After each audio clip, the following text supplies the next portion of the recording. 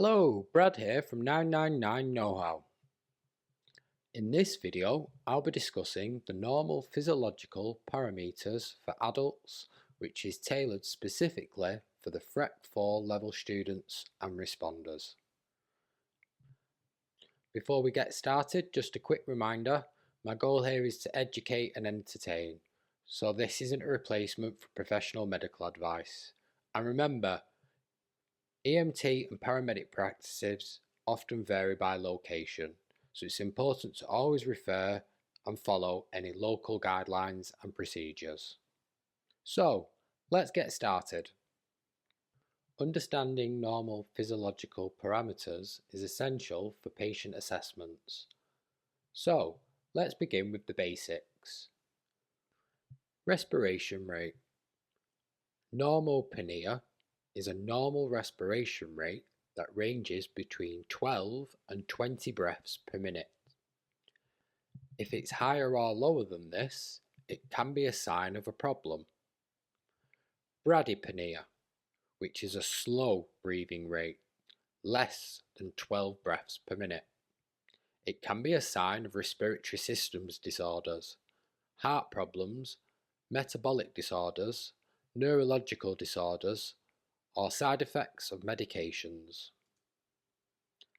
Tachypnea, which is a fast breathing rate greater than 20 breaths per minute. It can be a sign of respiratory system disorders, heart problems, metabolic disorders, neurological disorders, anxiety or stress. Heart rate or pulse. Normal rhythmic, which is a normal pulse rate ranging between 60 beats and 100 beats per minute. Tachycardia, which is a fast pulse of more than 100 beats per minute, which can indicate shock, infection, or pain. Bradycardia, which is a slow pulse of less than 60 beats per minute, can suggest hypothermia or heart issues. And absolute bradycardia, which is a medical condition where the heart rate is extremely low, typically below 40 beats per minute. It is a serious medical condition as it can often lead to insufficient blood flow to the body's organs. Saturation of peripheral oxygen, SpO2. Normal SpO2 levels range between 94% and 98%. SpO2 levels below 90% suggest hypoxia, which is an inadequate supply of oxygen to the body's tissues. Low SpO2 readings can also indicate respiratory distress or an airway compromise. Note: patients with chronic obstructive pulmonary disease, or COPD, have a target SpO2 range between 88% and 92%, and this is to prevent hypercapnia, which is an excess of carbon dioxide in the bloodstream, and it also helps maintain the hypoxic drive needed for breathing. Blood pressure. Normotensive, which is a normal adult blood pressure, is around 120 over 80 millimeters of mercury. A normotensive blood pressure is critical for maintaining homeostasis and ensuring blood can circulate effectively to all organs and tissues, delivering oxygen and nutrients while removing waste products. Hypotension, which is low blood pressure, can be a signal for internal bleeding, dehydration, or sepsis. A reading of less than 90 over 60 millimeters of mercury is generally considered to be hypertension. Hypotension can cause symptoms such as dizziness, fatigue, and fainting. Hypertension is high blood pressure, which can cause hypertensive emergencies.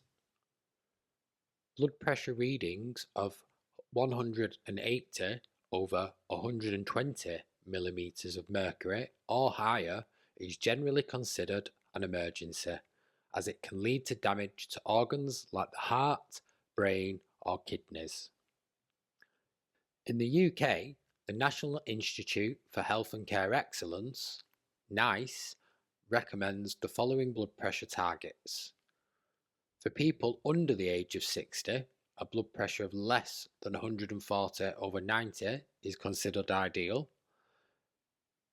People aged 60 and older, a blood pressure of less than 150/90 is considered ideal. Temperature, skin colour and texture. Normal thermic, which is a normal body temperature, ranges between 36.1 degrees Celsius and 37.2 degrees Celsius. Hypothermia, which is a low body temperature below 35 degrees Celsius, can lead to serious health complications as organs and body systems slow down and don't function properly. Hyperthermia is a high temperature above 40 degrees Celsius and can occur due to various factors including heat exposure, infection, or certain medical conditions. A patient's skin can also tell us a lot about their health. For example, a patient with pale, cold skin might be a sign of shock, while a patient with hot, flush skin could indicate a fever or heat exhaustion. Capillary refill time, or CRT. CRT is a quick and straightforward assessment tool used to evaluate peripheral perfusion. It measures how quickly blood returns to capillaries after pressure is applied to a nail bed or skin surface. Normally, capillary refill should take less than 2 seconds. A delayed refill time greater than 2 seconds can indicate poor perfusion, which could be caused by conditions like shock, dehydration, or hypothermia. In emergency settings, assessing capillary refill can help you quickly gauge the severity of a patient's condition. However, always consider CRT along with other vital signs and clinical assessments for a complete picture of your patient. Blood glucose measurements. Normal glycemia, which is a normal blood glucose, ranges between 4.0 to 5.9 millimoles per litre. Hypoglycemia, which is low blood sugar below 4 millimoles per litre, can cause confusion and seizures. Hyperglycemia, which is high blood sugar, can cause diabetic ketoacidosis. A blood sugar reading of more than 14 millimoles per litre is considered a risk factor. Peak flow measurement. Peak flow measures how fast a person can exhale. Normal values depend on height, age, and gender, but typically range from 400 to 700 litres a minute. Peak flow measurement is a simple yet effective way to monitor asthma, as a significant drop in peak flow readings can be a sign of an asthma exacerbation. NEWS 2 stands for the National Early Warning Score. It's a system designed to help us identify patients who are seriously ill or deteriorating. And here's why it's so useful. It allows us to do this in a standardised way across the entire NHS. So whether you're working in a hospital, out in the community, or anywhere else, NEWS helps everyone speak the same language when discussing patient statuses. The NEWS score is not designed to identify the exact cause of someone's deterioration. It's a simple, pragmatic tool. It relies on routine physiological measurements like respiratory rate, heart rate, blood pressure, oxygen saturations, temperature, and level of consciousness to tell us who is sick, not why they are sick. The new score can be used for all acutely unwell patients, including those with suspected sepsis. However, it is not suitable for pregnant women or children under the age of 16. Like any tools, the new score does have its limitations. For example, patients who are taking beta blockers or steroids may have their new score masked, as beta blockers lower heart rate and steroids can affect inflammatory responses, so it's important to consider these factors when interpreting the score. Each physiological parameter is assigned a score between 0 and 3, depending on how far it deviates from the normal range.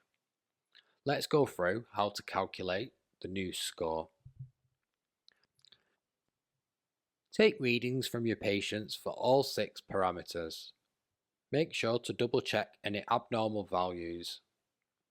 Use the new 2 scoring table and assign a score to each parameter based on the patient's readings. The more abnormal the reading, the higher the score. Once you've assigned scores to all 6 parameters, add them together to get the total new score. A total score between 0 and 4 generally indicates low risk. A score of 5 or more is medium to high risk. A score of 7 or above is considered an emergency and requires urgent intervention. Remember, the score is a guide, it doesn't replace clinical judgment. In an emergency, patient assessment is your first and most vital step. The goal is to rapidly gather enough information to make quick, informed decisions. The new score is a great tool to help guide your initial assessment and monitor your patient's condition over time. Let's break it down.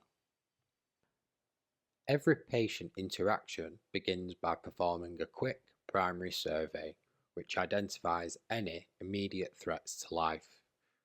I will be covering the primary survey and more assessment methods in more detail in an up and coming video. You've been called to a scene where a patient is experiencing difficulty breathing. After completing your primary survey, the next step is to measure their vital signs in order to calculate the new score. You count the patient's breaths and find them to be 25 breaths per minute. That's a score of 3. You record the SpO2. It is less than 91% on room air. The patient scores 3 points here as well. You check the patient's blood pressure and find it to be below 90 millimeters of mercury. The score here will be 3 points. You record the patient's pulse and the heart rate is above 131 beats per minute. That's another 3 points. You assess the patient's level of consciousness. The patient only responds to pain. This also adds 3 to the new score total. And finally, you record the patient's temperature and find it to be more than 39.1 degrees, which gives a score of 2. In this scenario, our patient has a total new score of 17, which indicates a high risk of deterioration. Based on this, you would escalate care immediately, possibly calling for advanced support or providing rapid transport to hospital. Remember, the new score is not just a one-time assessment. If the patient remains in your care for any period of time, it's essential to reassess their vital signs regularly. Changes in the score will help guide you to the next step in their care and management. Let's break down a few key terms. Respiration rate, and that's the breaths taken per minute. Normopnea, which is a normal respiratory rate between 12 and 20 breaths per minute. Bradypnea, which is slow breathing of less than 12 breaths per minute. Tachypnea, which is fast breathing of more than 20 breaths per minute. Normal rhythmic, which is a normal heart rate between 60 and 100 beats per minute. Tachycardia, which is a fast heart rate more than 100 beats per minute. Bradycardia, which is a slow heart rate of less than 60 beats per minute. SpO2 or SATs, which are oxygen saturations in the blood. Normotensive, which is a normal blood pressure. Hypotension, which is low blood pressure. Hypertension, which is high blood pressure.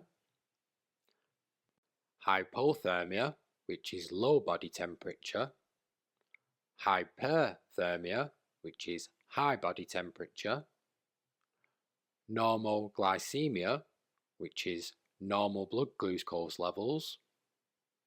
Hyperglycemia, which is low blood sugar. And hyperglycemia, which is high blood sugar. Let's quickly recap the key points covered in this video. A normal adult pulse ranges between 60 and 100 beats per minute. Normal blood pressure is around 120/80 millimeters of mercury. Normal blood glucose levels should be between 4 and 5.9. Normal SpO2 levels should be between 94% and 98%. The new score helps us identify critically unwell patients based on vital signs. Thanks for watching. I hope this video has helped you better understand key physiological parameters and the news score. If you've enjoyed this video, then please like, subscribe and follow us on social media for more emergency medical content. Have any suggestions for future topics? Leave it in the comments below.